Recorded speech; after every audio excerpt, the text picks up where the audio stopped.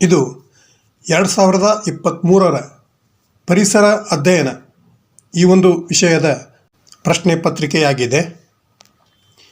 ಈ ಪ್ರಶ್ನೆ ಪತ್ರಿಕೆಯಲ್ಲಿ ಇರುತ್ತಿರುವಂಥ ಎಲ್ಲ ಪ್ರಶ್ನೆಗಳು ನಮ್ಮ ಈ ಹಿಂದಿನ ಕ್ಲಾಸ್ 1ರಿಂದ 5ರಲ್ಲಿ ಇರುವಂಥವುಗಳಾಗಿವೆ. ಪ್ರಶ್ನೆ 1, ಇವುಗಳಲ್ಲಿ ಯಾವುದು ಹಸಿರುಮನೆ ಅನಿಲವಾಗಿರುವುದಿಲ್ಲ ಅಂತ ಪ್ರಶ್ನೆ ಇದೆ. ಇಲ್ಲಿ ಆಯ್ಕೆಯಲ್ಲಿ ಎ ಇಂಗಾಲದ dioxide, B methane, C nitrous oxide ಮತ್ತು ಡಿ ಆಮ್ಲಜನಕ ಅಂತ ಕೊಡಲಾಗಿದೆ. ಸರಿಯಾದ ಉತ್ತರ ಡಿ ಆಮ್ಲಜನಕ. ಅಂದರೆ ಈ ಒಂದು ಆಮ್ಲಜನಕವು ಹಸಿರುಮನೆ ಅನಿಲವಾಗಿಲ್ಲ. ಅಂದ ಮೇಲೆ ಈ ಒಂದು ಹಸಿರುಮನೆ ಅನಿಲಗಳು ಯಾವುವು ಅಂತ ನಾವು ನೋಡಿದಾಗ ಇಂಗಾಲದ dioxide, methane, nitrous oxide, CFC ಅಂದರೆ ಕ್ಲೋರೋಫ್ಲೋರೋ ಕಾರ್ಬನ್ಸ್, ಇಂಗಾಲದ ಮೊನಾಕ್ಸೈಡ್, ಸಾರಜನಕದ ಆಕ್ಸೈಡ್ ಮತ್ತು ಗಂಧಕದ ಆಕ್ಸೈಡ್ ಅನಿಲಗಳು ಹಸಿರುಮನೆ ಅನಿಲಗಳಾಗಿವೆ. ಪ್ರಶ್ನೆ 2, ಓಜೋನ್ ಅವನತಿಗೆ ಕಾರಣವಾದ ಪ್ರಮುಖ ಕರ್ತು ಅಂತ ಪ್ರಶ್ನೆ ಇದೆ. ಆಯ್ಕೆಯಲ್ಲಿ A CFC, B methane, C nitrous oxide ಮತ್ತು ಡಿ ಸಲ್ಫರ್ ಅಂತ ಕೊಡಲಾಗಿದೆ. ಸರಿಯಾದ ಉತ್ತರ ಎ CFC ಅಂದರೆ ಕ್ಲೋರೋಫ್ಲೋರೋ ಕಾರ್ಬನ್ಸ್. ಇದು ಓಜೋನ್ ಅವನತಿಗೆ ಕಾರಣವಾದಂಥ ಪ್ರಮುಖ ಕರ್ತುವಾಗಿದೆ. ಈ ಒಂದು ಮಾನವ ತನ್ನ ಆಧುನಿಕ ಜೀವನ ಶೈಲಿಗೋಸ್ಕರ ಕೃತಕವಾಗಿ ನಿರ್ಮಿಸಿದಂಥ ಈ ಒಂದು CFC ಅನಿಲವು ವಾಯುಮಂಡಲದಲ್ಲಿ ಸೇರ್ಪಡೆಯಾದ ಬಳಿಕ ರಾಸಾಯನಿಕ ಕ್ರಿಯೆಯಿಂದ ವಿಷಪೂರಿತ ಅನಿಲವಾಗಿ ಮಾರ್ಪಾಡು ಹೊಂದಿ ಈ ಒಂದು ಓಜೋನ್ ವಲಯವನ್ನು ನಾಶ ಮಾಡುತ್ತದೆ. ಪ್ರಶ್ನೆ 3, ಮರುಭೂಮೀಕರಣಕ್ಕೆ ಈ ಕೆಳಗಿನ ಯಾವ ಅಂಶ ಕಾರಣವಾಗಿದೆ ಅಂತ ಪ್ರಶ್ನೆ ಇದೆ. ಆಯ್ಕೆಯಲ್ಲಿ ಎ ಅರಣ್ಯನಾಶ, ಬಿ ಮಿತಿಮೀರಿ ದನ ಮೇಯಿಸುವುದು, ಸಿ ಮಣ್ಣಿನ ಸವಕಳಿ ಮತ್ತು ಡಿ ಮೇಲಿನ ಎಲ್ಲವು.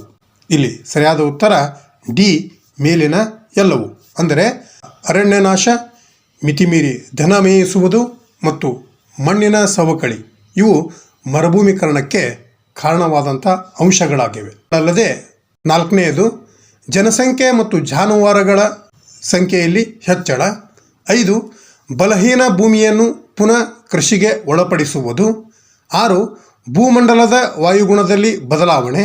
7 ಯೋಜನಾರಹಿತ ನೀರಾವರಿ ವ್ಯವಸ್ಥೆ. 8 ವಾಯು, ಜಲ ಮತ್ತು ಮಣ್ಣು ಮಾಲಿನ್ಯ. 9 ಸ್ಥಳಾಂತರ ವ್ಯವಸಾಯ ಮತ್ತು 10 ಅವೈಜ್ಞಾನಿಕ ಕೃಷಿ. ಈ ಎಲ್ಲ ಅಂಶಗಳು ಮರುಭೂಮೀಕರಣಕ್ಕೆ ಕಾರಣಗಳಾಗಿವೆ. ಪ್ರಶ್ನೆ 4, ಜಾಗತಿಕ ವಾತಾವರಣ ಉಷ್ಣಾಂಶದ ಹೆಚ್ಚಳಕ್ಕೆ ಕಾರಣ ಅಂತ ಪ್ರಶ್ನೆ ಇದೆ.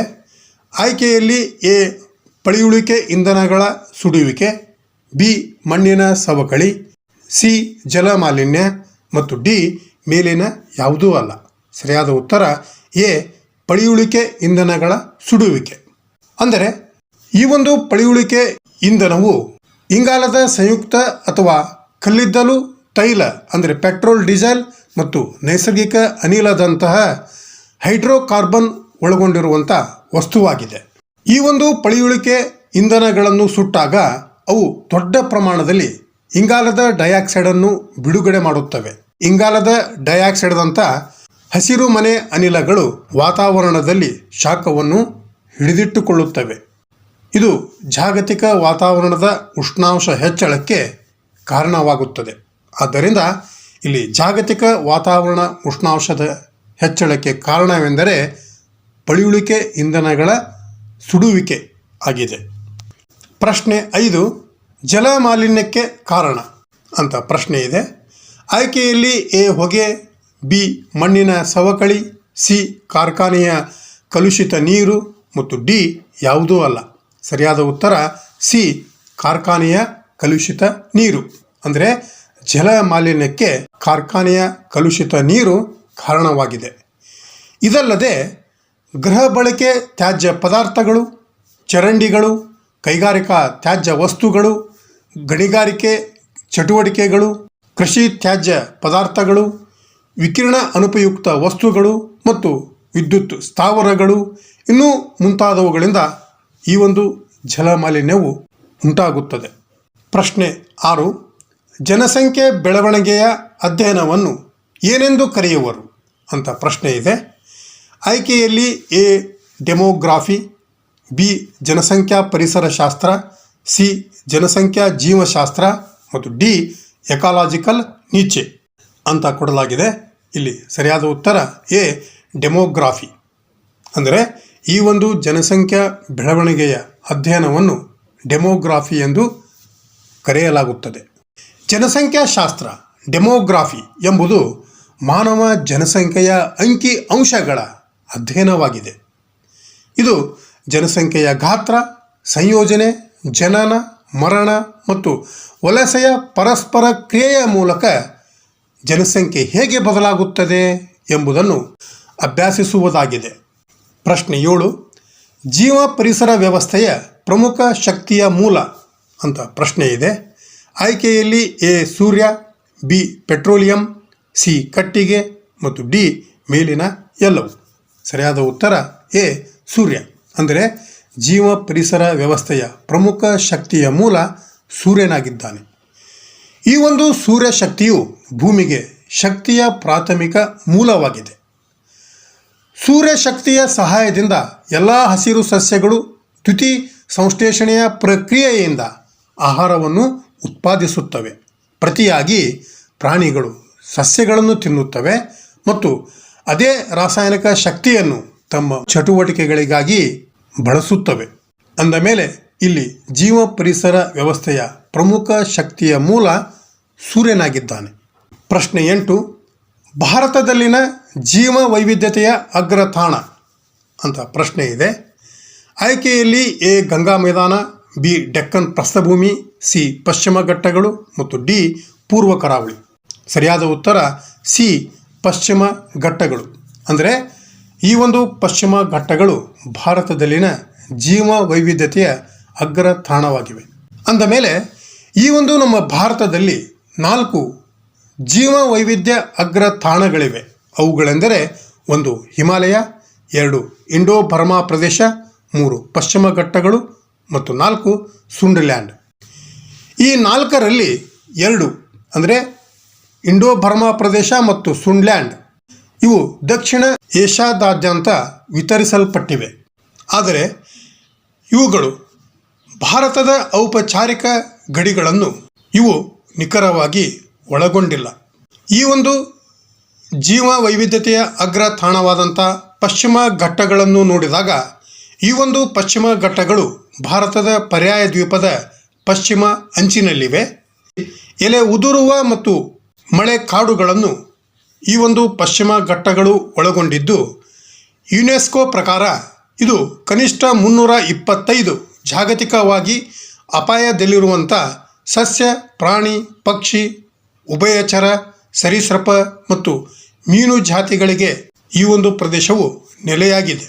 ಅಲ್ಲದೆ ಈ ಒಂದು ಪ್ರದೇಶವು 229 ಸಸ್ಯ ಪ್ರಭೇದಗಳು, 31 ಸಸ್ತನಿ ಪ್ರಭೇದಗಳು, 15 ಪಕ್ಷಿ ಪ್ರಭೇದಗಳು, 43 ಉಭಯಚರ ಪ್ರಭೇದಗಳು, 5 ಸರೀಸೃಪ ಪ್ರಭೇದಗಳು ಮತ್ತು 1 ಮೀನು ಪ್ರಭೇದಗಳಿಂದ ಪ್ರತಿನಿಧಿಸುವಂಥ ಜಾಗತಿಕವಾಗಿ ಅಪಾಯದಲ್ಲಿರುವ ಸಸ್ಯ ಮತ್ತು ಪ್ರಾಣಿಗಳಿಗೆ ಈ ಒಂದು ಪಶ್ಚಿಮ ಘಟ್ಟವು ಹೆಸರುವಾಸಿಯಾಗಿದೆ. ಪ್ರಶ್ನೆ 9. ಸಿಂಹಬಾಲದ ಸಿಂಗಳಿಕ ಕಂಡುಬರುವುದು ಎಲ್ಲಿ ಅಂತ ಪ್ರಶ್ನೆ ಇದೆ. ಆ ಒಂದು ಸಿಂಹದ ಬಾಲದ ಸಿಂಗಳಿಕವನ್ನು ನಾವು ಇಲ್ಲಿ ನೋಡಬಹುದು. ಆಯ್ಕೆಯಲ್ಲಿ ಎ ಸುಂದರ್ಬನ್ಸ್, ಬಿ ಪೂರ್ವ ಘಟ್ಟಗಳು, ಸಿ ಪಶ್ಚಿಮ ಘಟ್ಟಗಳು ಮತ್ತು ಡಿ ಅರಾವಳಿ ಅಂತ ಕೊಡಲಾಗಿದೆ. ಸರಿಯಾದ ಉತ್ತರ ಸಿ ಪಶ್ಚಿಮ ಘಟ್ಟಗಳು. ಅಂದರೆ ಸಿಂಹಬಾಲದ ಸಿಂಗಳಿಕ ಈ ಒಂದು ಪಶ್ಚಿಮ ಘಟ್ಟಗಳಲ್ಲಿ ಕಂಡುಬರುತ್ತದೆ. ಇದು ದಕ್ಷಿಣ ಭಾರತದ ಪಶ್ಚಿಮ ಘಟ್ಟಗಳಿಗೆ ಸ್ಥಳೀಯವಾಗಿರುವ ಹಳೆಯ ಪ್ರಪಂಚದ ಕೋತಿಯಾಗಿದೆ. ಇದು ಮಳೆಕಾಡಿನ ನಿವಾಸಿಯಾಗಿದ್ದು ಉಷ್ಣವಲಯದ ತೇವಾಂಶವುಳ್ಳ ನಿತ್ಯ ಹರಿದ್ವರ್ಣ ಕಾಡುಗಳು ಮತ್ತು ಮಾನ್ಸೂನ್ ಕಾಡುಗಳಲ್ಲಿ ಹೆಚ್ಚಾಗಿ ಕಂಡುಬರುತ್ತದೆ. ಪ್ರಶ್ನೆ 10. ಭೂ ಶೃಂಗಸಭೆ ನಡೆದದ್ದು ಅಂತ ಪ್ರಶ್ನೆ ಇದೆ. ಆಯ್ಕೆಯಲ್ಲಿ A Mumbai, B Rio de Janeiro, C Kobe ಮತ್ತು ಡಿ ಕ್ಯಾಲಿಫೋರ್ನಿಯಾ. ಸರಿಯಾದ ಉತ್ತರ ಬಿ ರಿಯೋ ಡಿ ಜನೇರೋ. ಅಂದರೆ ಈ ಒಂದು ಭೂ ಶೃಂಗಸಭೆಯು ರಿಯೋ ಡಿ ಜನೇರೋದಲ್ಲಿ ನಡೆದಿದೆ. ರಿಯೋ ಡಿ ಜನೇರೋ ಕಾನ್ಫರೆನ್ಸ್ ಅಥವಾ ಭೂ ಶೃಂಗಸಭೆ ಎಂದು ಕರೆಯಲ್ಪಡುವಂಥ ಪರಿಸರ ಮತ್ತು ಅಭಿವೃದ್ಧಿ ಕುರಿತ ವಿಶ್ವಸಂಸ್ಥೆಯ ಸಮ್ಮೇಳನ ರಿಯೋ ಡಿ ಜನೇರೋದಲ್ಲಿ 1992 ಜೂನ್ 3ರಿಂದ 14ರವರೆಗೆ ನಡೆದಂಥ ಪ್ರಮುಖ ವಿಶ್ವಸಂಸ್ಥೆಯ ಸಮ್ಮೇಳನವಾಗಿದೆ. ಪ್ರಶ್ನೆ 11.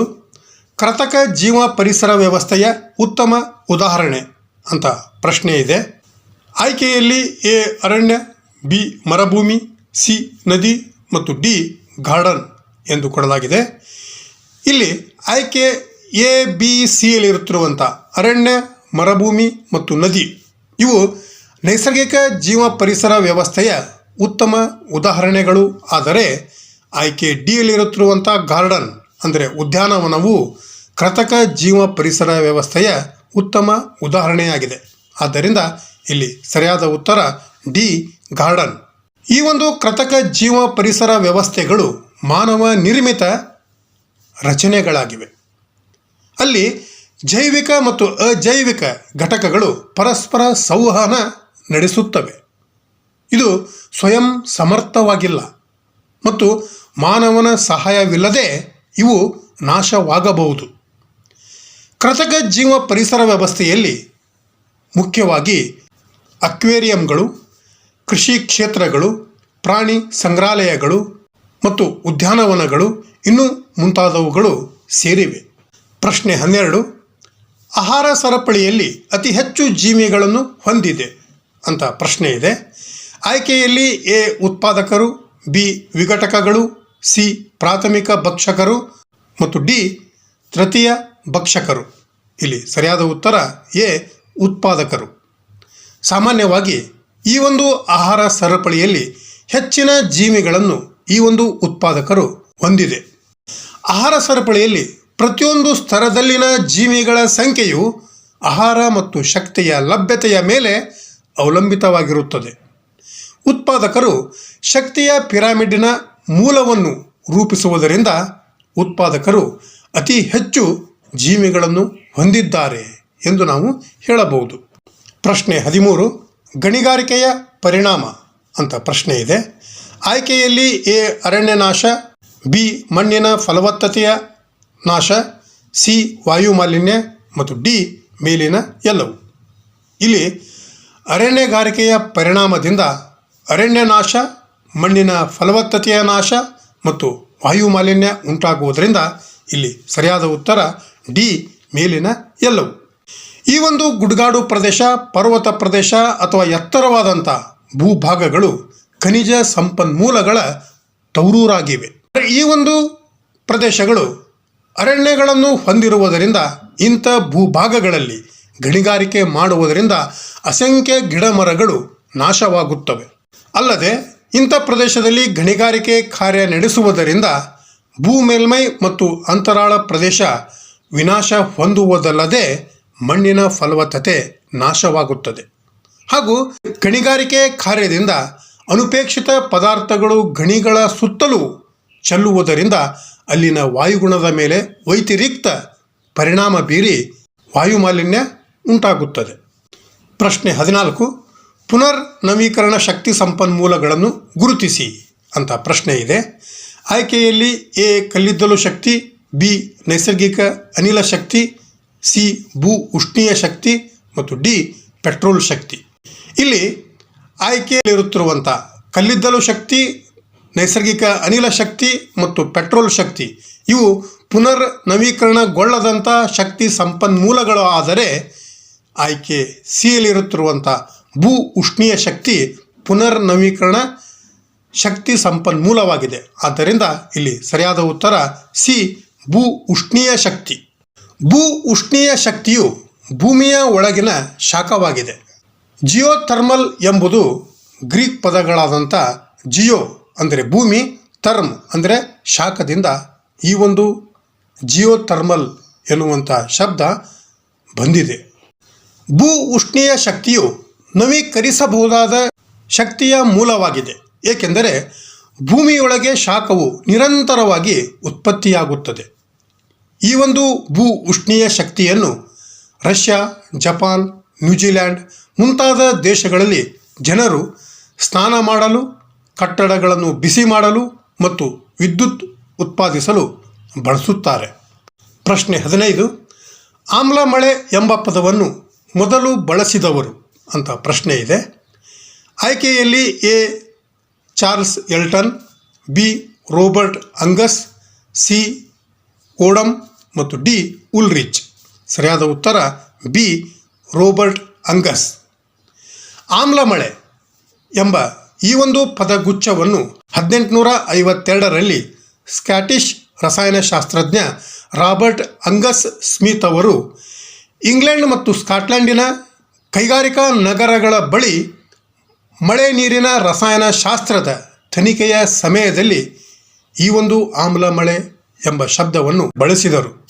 ಈ ಒಂದು ವಿದ್ಯಮಾನವು ಅವರ ಪುಸ್ತಕವಾದಂಥ ಏರ್ ಆ್ಯಂಡ್ ರೈನ್ ಇದರಲ್ಲಿ the begins of a chemical climatology ಇದರ ಪ್ರಮುಖ ಭಾಗವಾಯಿತು.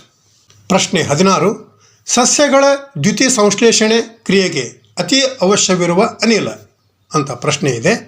ಆಯ್ಕೆಯಲ್ಲಿ A carbon dioxide, B nitrous oxide, C sulphur dioxide ಮತ್ತು ಡಿ ಕಾರ್ಬನ್ ಮೊನಾಕ್ಸೈಡ್. ಸರಿಯಾದ ಉತ್ತರ ಎ ಕಾರ್ಬನ್ ಡೈಆಕ್ಸೈಡ್. ಅಂದರೆ ಸಸ್ಯಗಳ ದ್ಯುತಿ ಸಂಶ್ಲೇಷಣೆ ಕ್ರಿಯೆಗೆ ಈ ಒಂದು ಕಾರ್ಬನ್ ಡೈಆಕ್ಸೈಡ್ ಅತಿ ಅವಶ್ಯವಾಗಿರುವ ಅನಿಲವಾಗಿದೆ. ಅಂದರೆ ದ್ಯುತಿ ಸಂಶ್ಲೇಷಣೆಗೆ ಅಗತ್ಯವಾದಂಥ ಕಚ್ಚಾ ವಸ್ತುಗಳೆಂದರೆ ಕಾರ್ಬನ್ ಡೈಆಕ್ಸೈಡ್, ನೀರು ಮತ್ತು ಸೂರ್ಯನ ಬೆಳಕು ಆಗಿದೆ. ದ್ಯುತಿ ಸಂಶ್ಲೇಷಣೆ ಸಮಯದಲ್ಲಿ ಸಸ್ಯಗಳು ಗಾಳಿ ಮತ್ತು ಮಣ್ಣಿನಿಂದ ಇಂಗಾಲದ ಡೈಆಕ್ಸೈಡ್ ಮತ್ತು ನೀರನ್ನು ತೆಗೆದುಕೊಳ್ಳುತ್ತವೆ. ಪ್ರಶ್ನೆ 17. ಜೈವಿಕ ಮಂಡಲ ಹೊಂದಿರುವುದು ಅಂತ ಪ್ರಶ್ನೆ ಇದೆ. ಆಯ್ಕೆಯಲ್ಲಿ ಎ ಶಿಲಾಗೋಳ, ಬಿ ಜಲಗೋಳ, ಸಿ ವಾಯುಗೋಳ ಮತ್ತು ಡಿ ಮೇಲಿನ ಎಲ್ಲವು. ಸರಿಯಾದ ಉತ್ತರ ಡಿ ಮೇಲಿನ ಎಲ್ಲವು. ಅಂದರೆ ಈ ಒಂದು ಜೈವಿಕ ಮಂಡಲವು ಶಿಲಾಗೋಳ, ಜಲಗೋಳ ಮತ್ತು ವಾಯುಗೋಳ ಈ ಎಲ್ಲವನ್ನು ಹೊಂದಿರುವುದು. ಜೈವಿಕ ಮಂಡಲವು ಭೂ ಮೇಲ್ಮೈನಿಂದ ಸುಮಾರು 6 ಕಿಲೋಮೀಟರ್ ಎತ್ತರ ಮತ್ತು ಸಾಗರದಲ್ಲಿ 10 ಕಿಲೋಮೀಟರ್ ಆಳದವರೆಗೆ ಜೀವರಾಶಿಗಳ ಬದುಕಿಗೆ ಯೋಗ್ಯವಾಗಿರುವಂಥ ಭಾಗವನ್ನು ನಾವು ಜೈವಿಕ ಮಂಡಲ ಎಂದು ಕರೆಯುತ್ತೇವೆ. ಈ ಒಂದು ಭೂಮಿಯು ಒಳಗೊಂಡಿರುವಂಥ ಶಿಲಾಗೋಳ, ಜಲಗೋಳ ಮತ್ತು ವಾಯುಗೋಳಗಳ ನಿರಂತರ ಪರಸ್ಪರ ಅನುವರ್ತನೆ ಮತ್ತು ಪರಿವರ್ತನೆಯಿಂದ ಕೋಟ್ಯಾಂತರ ವರ್ಷಗಳ ಅವಧಿಯಲ್ಲಿ ಸ್ವಾಭಾವಿಕವಾಗಿ ಈ ಒಂದು ಜೀವಿಗಳು ವಿಕಾಸಗೊಂಡಿವೆ. ಇವುಗಳು ಪ್ರಕೃತಿಯ ಅವಿಭಾಜ್ಯ ಅಂಗವಾಗಿವೆ. ಪ್ರಶ್ನೆ 18. ಸಾಗರಿಕ ಜೀವ ಪರಿಸರ ವ್ಯವಸ್ಥೆಗೆ ಉದಾಹರಣೆ ಅಂತ ಪ್ರಶ್ನೆ ಇದೆ. ಆಯ್ಕೆಯಲ್ಲಿ ಎ ಸಮುದ್ರ ಪರಿಸರ ವ್ಯವಸ್ಥೆ, ಬಿ ತೊರೆ ಪರಿಸರ ವ್ಯವಸ್ಥೆ, ಸಿ ಸರೋವರ ಪರಿಸರ ವ್ಯವಸ್ಥೆ ಮತ್ತು ಡಿ ಕೊಳ ಪರಿಸರ ವ್ಯವಸ್ಥೆ. ಈ ಆಯ್ಕೆಯಲ್ಲಿರುತ್ತಿರುವಂಥ 4 ಪರಿಸರ ವ್ಯವಸ್ಥೆಗಳು ಜಲ ಜೀವ ಪರಿಸರ ವ್ಯವಸ್ಥೆಯ ಉದಾಹರಣೆಗಳಾಗಿವೆ.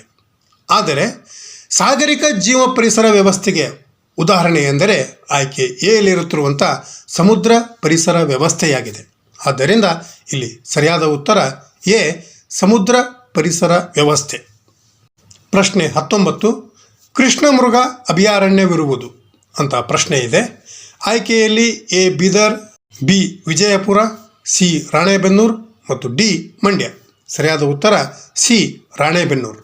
ಅಂದರೆ ಈ ಒಂದು ಹಾವೇರಿ ಜಿಲ್ಲೆಯಲ್ಲಿರುತ್ತಿರುವಂಥ ರಾಣೆಬೆನ್ನೂರಿನಲ್ಲಿ ಕೃಷ್ಣ ಮೃಗ ಅಭಯಾರಣ್ಯವಿರುವುದು. ಈ ಒಂದು ರಾಣೆಬೆನ್ನೂರಿನ ಕೃಷ್ಣ ಮೃಗ ಅಭಯಾರಣ್ಯವನ್ನು ಕೃಷ್ಣ ಮೃಗಗಳನ್ನು ರಕ್ಷಿಸಲು ಅಭಯಾರಣ್ಯವೆಂದು ಘೋಷಿಸಲಾಗಿದೆ. ಈ ಪ್ರದೇಶವು ಮುಖ್ಯವಾಗಿ ಕುರುಚಲು ಕಾಡು ಮತ್ತು ನೀಲಗಿರಿ ತೋಟಗಳಿಂದ ಆವೃತವಾಗಿದೆ. ಅಲ್ಲದೆ ಇಲ್ಲಿರುವಂಥ ಕೃಷಿ ಕ್ಷೇತ್ರಗಳು ಈ ಒಂದು ಅಭಯಾರಣ್ಯವನ್ನು ಸುತ್ತುವರಿದಿವೆ. ಪ್ರಶ್ನೆ 20. ತಪ್ಪು ಜೋಡಿಯನ್ನು ಗುರುತಿಸಿ ಅಂತ ಪ್ರಶ್ನೆ ಇದೆ.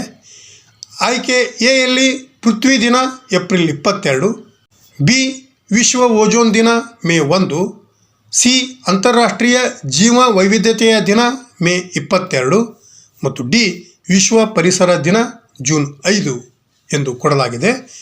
ಈ 4 ಆಯ್ಕೆಗಳಲ್ಲಿ ಎ, ಸಿ ಮತ್ತು ಡಿಯಲ್ಲಿರುತ್ತಿರುವಂಥ ಆಯ್ಕೆಗಳು ಸರಿಯಾದ ಜೋಡಿಗಳಾಗಿವೆ. ಅಂದರೆ ಪೃಥ್ವಿಯ ದಿನ ಏಪ್ರಿಲ್ 22 ಇದು ಸರಿಯಾಗಿದೆ.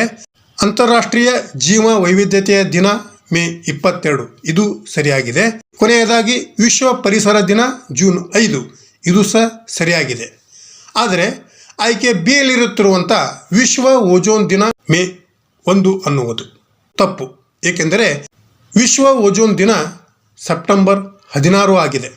ಆದ್ದರಿಂದ ಇಲ್ಲಿ ಸರಿಯಾದ ಉತ್ತರ ಬಿ, ವಿಶ್ವ ಓಜೋನ್ ದಿನ ಮೇ 1 ಅನ್ನುವುದು. ಅಂದರೆ ಇದು ತಪ್ಪಾದಂಥ ಜೋಡಿಯಾಗಿದೆ. ಪ್ರಶ್ನೆ 21. ಭಾರತದಲ್ಲಿ ಸ್ಥಾಪಿಸಲ್ಪಟ್ಟ ಪ್ರಥಮ ರಾಷ್ಟ್ರೀಯ ಉದ್ಯಾನವನವೆಂದರೆ ಅಂತ ಪ್ರಶ್ನೆ ಇದೆ. ಆಯ್ಕೆ A Kannada, B Periyar, C Corbett ಮತ್ತು ಡಿ ಬಂಡೀಪುರ. ಸರಿಯಾದ ಉತ್ತರ ಸಿ ಕಾರ್ಬೆಟ್. ಅಂದರೆ ಈ ಒಂದು ಕಾರ್ಬೆಟ್ ರಾಷ್ಟ್ರೀಯ ಉದ್ಯಾನವನವು ಉತ್ತರಾಖಂಡದ ನೈನಿತಾಲ್ ಜಿಲ್ಲೆಯಲ್ಲಿರುವ ಭಾರತದ ಪ್ರಥಮ ರಾಷ್ಟ್ರೀಯ ಉದ್ಯಾನವನವಾಗಿದೆ. ಈ ಒಂದು ಕಾರ್ಬೆಟ್ ರಾಷ್ಟ್ರೀಯ ಉದ್ಯಾನವನವನ್ನು 1936ರಲ್ಲಿ ಬ್ರಿಟಿಷ್ ರಾಜ್ ಸಮಯದಲ್ಲಿ ಸ್ಥಾಪಿಸಲಾಯಿತು. ಪ್ರಶ್ನೆ 22. ಮರುಭೂಮೀಕರಣಕ್ಕೆ ಕಾರಣ ಅಂತ ಪ್ರಶ್ನೆ ಇದೆ. ಆಯ್ಕೆಯಲ್ಲಿ ಎ ಅತ್ಯಧಿಕ ತಾಪಮಾನ ಮತ್ತು ಕಡಿಮೆ ಮಳೆ, ಬಿ ಮಣ್ಣಿನ ಸವಕಳಿ, ಸಿ ಅರಣ್ಯನಾಶ ಮತ್ತು ಡಿ ಬಿ ಮತ್ತು ಸಿ 2 ಅಂತ ಕೊಡಲಾಗಿದೆ. ಇದೇ ತೆರನಾದಂಥ ಪ್ರಶ್ನೆಯನ್ನು ಈ ಹಿಂದೆ ಪ್ರಶ್ನೆ 3ರಲ್ಲಿ ಕೇಳಲಾಗಿದೆ.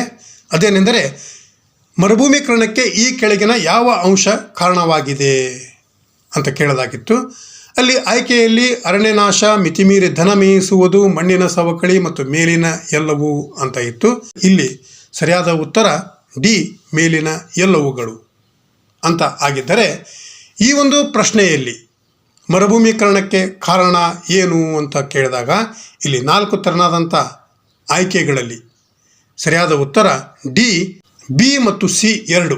ಅಂದರೆ ಆಯ್ಕೆ ಬಿಯಲ್ಲಿರುತ್ತಿರುವಂಥ ಮಣ್ಣಿನ ಸವಕಳಿ ಮತ್ತು ಸಿಯಲ್ಲಿರುತ್ತಿರುವಂಥ ಅರಣ್ಯನಾಶ ಈ 2 ಮರುಭೂಮೀಕರಣಕ್ಕೆ ಕಾರಣವಾಗಿದ್ದರಿಂದ ಇಲ್ಲಿ ಸರಿಯಾದ ಆಯ್ಕೆ ಎಂದರೆ ಡಿ ಬಿ ಮತ್ತು ಸಿ 2 ಆಗಿವೆ. ಪ್ರಶ್ನೆ 23. ಭಾರತದಲ್ಲಿ ಡ್ಯಾಶ್ ಜೀವ ಭೌಗೋಳಿಕ ವಲಯಗಳಿವೆ ಅಂತ ಪ್ರಶ್ನೆ ಇದೆ. ಆಯ್ಕೆಯಲ್ಲಿ ಎ 6, ಬಿ 8, ಸಿ 10 ಮತ್ತು ಡಿ ಇವುಗಳಲ್ಲಿ ಯಾವುದೂ ಅಲ್ಲ. ಸರಿಯಾದ ಉತ್ತರವೆಂದರೆ ಸಿ 10. ಅಂದರೆ ಭಾರತದಲ್ಲಿ 10 ಜೀವ ಭೌಗೋಳಿಕ ವಲಯಗಳಿವೆ.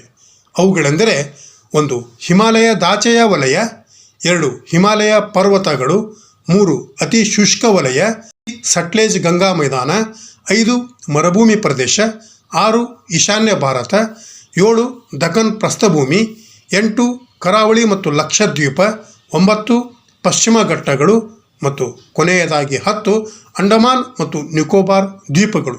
ಇವು ನಮ್ಮ ಭಾರತ ದೇಶದಲ್ಲಿರುವಂಥ 10 ಜೀವ ಭೌಗೋಳಿಕ ವಲಯಗಳಾಗಿವೆ. ಪ್ರಶ್ನೆ 24. ಅಪಾಯದ ಅಂಚಿನಲ್ಲಿರುವ ಪ್ರಾಣಿಗಳು ಅಂತ ಪ್ರಶ್ನೆ ಕೊಡಲಾಗಿದೆ. ಇಲ್ಲಿ ಆಯ್ಕೆಯಲ್ಲಿ ಎ ಅಸ್ಸಾಂ ರ್ಯಾಬಿಟ್, ಬಿ ಖಡ್ಗಮೃಗ, ಸಿ ಕೃಷ್ಣಮೃಗ ಮತ್ತು ಡಿ ಮೇಲಿನ ಎಲ್ಲವು. ಇಲ್ಲಿ ಅಪಾಯದ ಅಂಚಿನಲ್ಲಿರುತ್ತಿರುವಂಥ ಪ್ರಾಣಿಗಳು ಇಲ್ಲಿ ಆಯ್ಕೆಯಲ್ಲಿರುತ್ತಿರುವಂಥ ಅಸ್ಸಾಂ ರ್ಯಾಬಿಟ್, ಖಡ್ಗಮೃಗ ಮತ್ತು ಕೃಷ್ಣ ಮೃಗಗಳು ಆಗಿರುವುದರಿಂದ ಇಲ್ಲಿ ಸರಿಯಾದ ಉತ್ತರ ಡಿ ಮೇಲಿನ ಎಲ್ಲವು. ಪ್ರಶ್ನೆ 25. ಪರಿಸರ ಸಂರಕ್ಷಣೆ ಕಾಯ್ದೆಯು ಜಾರಿಗೆ ಬಂದ ವರ್ಷ ಅಂತ ಪ್ರಶ್ನೆ ಇದೆ.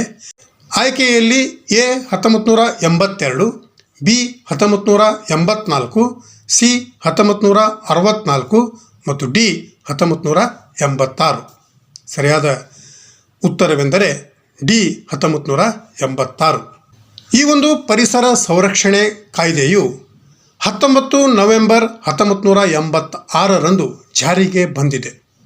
ಈ ಒಂದು ಕಾಯ್ದೆಯನ್ನು ಭೂಪಾಲ್ ಅನಿಲ ಸೋರಿಕೆಗೆ ಪ್ರತಿಕ್ರಿಯೆಗಾಗಿ ವ್ಯಾಪಕವಾಗಿ ಪರಿಗಣಿಸಲಾಗಿದೆ. ಈ ಒಂದು ಕಾಯ್ದೆಯನ್ನು ಭಾರತ ಸರ್ಕಾರವು ಭಾರತದ ಸಂವಿಧಾನದ 253ನೇ ವಿಧಿಯ ಅಡಿಯಲ್ಲಿ ಅಂಗೀಕರಿಸಿದೆ. ಮಾನವ ಪರಿಸರದ ಕುರಿತ ವಿಶ್ವಸಂಸ್ಥೆಯ ಸಮ್ಮೇಳನದ ನಿರ್ಧಾರಗಳನ್ನು ಕಾರ್ಯಗತಗೊಳಿಸುವುದು ಈ ಒಂದು ಕಾಯ್ದೆಯ ಮುಖ್ಯ ಉದ್ದೇಶವಾಗಿದೆ.